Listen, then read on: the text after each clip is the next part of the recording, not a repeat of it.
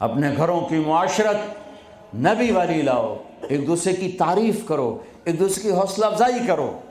سبحان اللہ۔ اللہ کے نبی گھر آئے، ام سلمہ کے گھر کی باری، کھانے کو کچھ نہیں، پکایا کچھ ہے ہی کچھ نہیں، تو خامد و محمد مصطفیٰ جیسا اور آگے کھانا تیار نہ ہو تو بیوی کے دل پہ کیا گزرے گی؟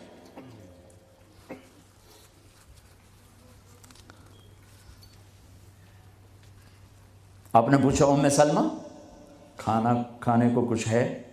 تو ایک دم انہوں نے بہت ہی ندامت لجاجت کے ساتھ کہا، یا رسول اللہ کچھ نہیں ہے، یہ سرکہ پڑا ہوا ہے۔ اب سرکہ کیا کہتے ہیں انگریزی میں؟ ونیگر، شاید کسی کو سرکہ سمجھ میں نہ آئے۔ ایسی چیز ہے، ایک ڈراپ یہاں رکھو تو تمہاری زبان جل جائے گی، ہاف ٹی سپون لو تو تمہارا سارا گلا چیر کے رکھ دے گا۔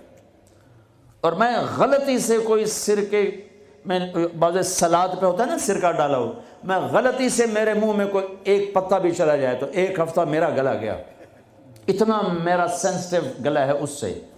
سرکہ کوئی کھانے کی چیز؟ انہوں نے تو عاجل، یا رسول اللہ بھائی ایک سرکہ ہے، ہائے ہائے ہائے ہائے۔ آگے میرے نبی کہ سرکہ بھی کوئی کھامن دی شاید، تو اتنا ہی نہیں پتا بھائی سرکہ کھامن دا نہیں ہوتا۔ میرے نبی نے فرمایا ہو نعم الادام الخل، ام سلمہ سرکے جیسا تو سالن ہی کوئی نہیں، ہے سرکے جیسا تو سالن ہی کوئی نہیں۔ کیسے اپنی بیگم کو شرمندگی سے نکالا اور احساس کمتری سے نکالا، سرکے جیسا تو سالن ہی کوئی۔ جس گھر میں سرکہ ہے انہیں کسی سالن کی ضرورت ہی کوئی نہیں۔ یوں حوصلہ بڑھایا جاتا ہے۔ یہاں تو چونکہ وہ مقابلے کی ٹکر، یہاں بیویاں بھی ڈاڈی ہیں خوب، اور تو یہاں تو ان کی اپنی کونسلز بنی ہوئی ہیں۔ تو میں مسلمان عورت کو کہتا ہوں، چونکہ یہ میری بات آگے جا رہی ہے، آپ میرے سامنے بیٹھے ہو، ایک دوسرے کو عزت دو، برداشت کرو۔ میرے نبی نے فرمایا بہترین مسلمان وہ ہے جو بیوی سے اچھا سلوک کرتا ہو، اور بیوی سے فرمایا میری شریعت میں سجدہ ہوتا تو بیوی سے کہتا خامد کو سجدہ کر۔ بہترین صدقہ اولاد کی تربیت ہے۔ پورا گھر میرے نبی نے نقشہ بنا، ہر ایک کی قیمت بتائی۔ ماں تیرے قدموں تلے جنت، کہ کاش میری ماں زندہ ہوتی، تم دیکھتے میں کیا کرتا، میں عشاء کی نماز کے مصلی پر ہوتا، میں سورۃ فاتحہ پڑھ رہا ہوتا، ادھر سے آواز آتی میری ماں کی محمد، تو میں نماز توڑ کے کہتا لبیک اماں جان۔ باپ کا تیرے جنت کا دروازہ ہے، باپ تیری جنت کا دروازہ ہے، کھولنا توڑنا نہیں، کھولنا توڑنا نہیں، توڑ دیا تو جنت میں نہ جا سکو گے۔ سب سے بہترین مسلمان جو بیوی سے اچھا سلوک کرے، سب سے بہترین عورت جو اپنے خامند کی منشا کو دیکھے۔ پھر آپ نے ایک عجب بات فرمائی جو معاشرے میں بہت بوجھ بنتا ہے جس کا، ہاں بھائی تمہیں ایسا صدقہ بتاؤں جس سے بڑھ کے کوئی صدقہ نہیں، تمہیں ایسا صدقہ بتاؤں جس سے بڑھ کے کوئی صدقہ نہیں۔ انہوں نے کہا جی کیا؟ کہا الابنۃ المردودہ، جس کی بیٹی کو طلاق ہو گئی یا بیوہ ہو گئی اور گھر واپس آ گئی ماں باپ کے، یا ماں باپ نہیں ہے تو بھائی ہیں، وہ ایک بوجھ بنتی ہے ماں باپ پر بھی، اور بھائی تو ویسے ہی باغی ہو جاتے ہیں۔ میرے نبی نے فرمایا اس بچی پہ خرچ کرنا کائنات کا سب سے افضل صدقہ ہے۔ گھر، ایک گھر کیسے چلتا ہے؟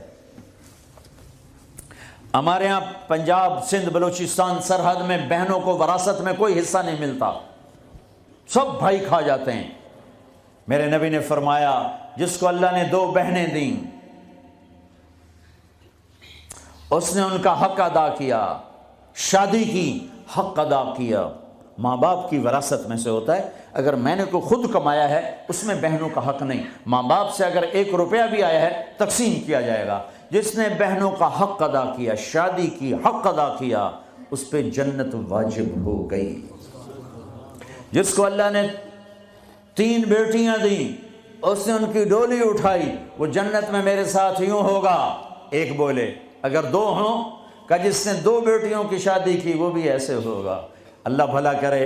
ایک صحابی کا کہ جس کی 1 ہو، کہ جس کی 1 ہے، اگر اس نے اس کو عزت سے رخصت کیا تو وہ بھی میرے ساتھ ایسے ہی ہوگا.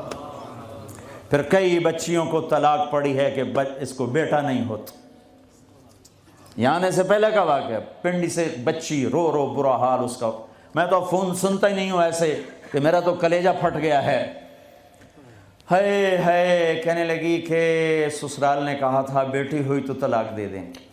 تو میں نے کہا اس میں میرا کیا قصور ہے، اور بیٹی ہی ہوئی اور مجھے طلاق پڑ گئی اور میں گھر آ گئی 22 سال کی عمر میں.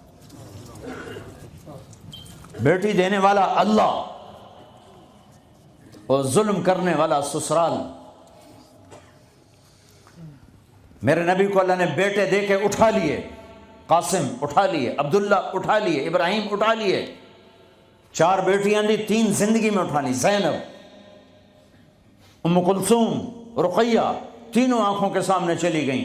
فاطمہ سے نسل چلی. آپ نے فرمایا لوگوں کی نسل بیٹے سے چلتی ہے، میری نسل میری بیٹی فاطمہ سے چلی. اس لعنت کو دھویا. عورت کا کیا قصور ہے اگر اس بیچاری کو بچیاں ہو رہی ہیں؟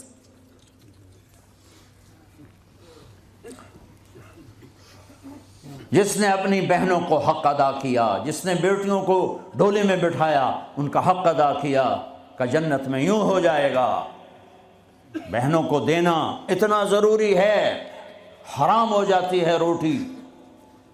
میں نے مولانا جمشید صاحب میرے استاد ہیں، میں نے ان سے تفسیر پڑھی ہے.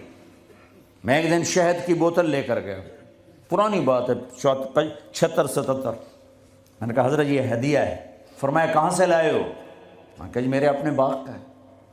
فرمایا تیرے باپ نے اپنی بہنوں کو، تیرے باپ نے اپنی بہن یعنی میری پھوپھیوں کو، تیرے باپ نے اپنی بہنوں کو زمین میں سے حصہ دیا تھا؟ یہ سوال کیوں کیا؟ 10 روپے کی شہد کی بوتل تھی اس وقت، کہ اگر دیا تھا تو یہ میں لے لوں گا، اگر نہیں دیا تو پھر یہ حرام ہے، میں نہیں لوں گا. یہ مطلب تھا. تیرے باپ نے بہنوں کو حصہ دیا تھا؟ میں کہا جی اللہ کا شکر ہے میرے باپ کی بہن ہی کوئی نہیں. 2 بھائی، ساری زمین 2 بھائیوں کی، 2 بھائیوں. میں نے کہا جی اب موجہ ہی موجہ، بہن تھی کو ہوتی تو کوئی نہ دیتے. پھر کہنے لگے اچھا تیرے دادا نے اپنی بہنوں کو زمین میں سے حصہ دیا تھا؟ میں کہا جی اس لیے میں جمعہ ہی کوئی نہ ہوں. اتنی ریسرچ کے بعد ایک شہد کی بوتل قبول فرمائی. بیٹیوں کو دینا اتنا ضروری ہے.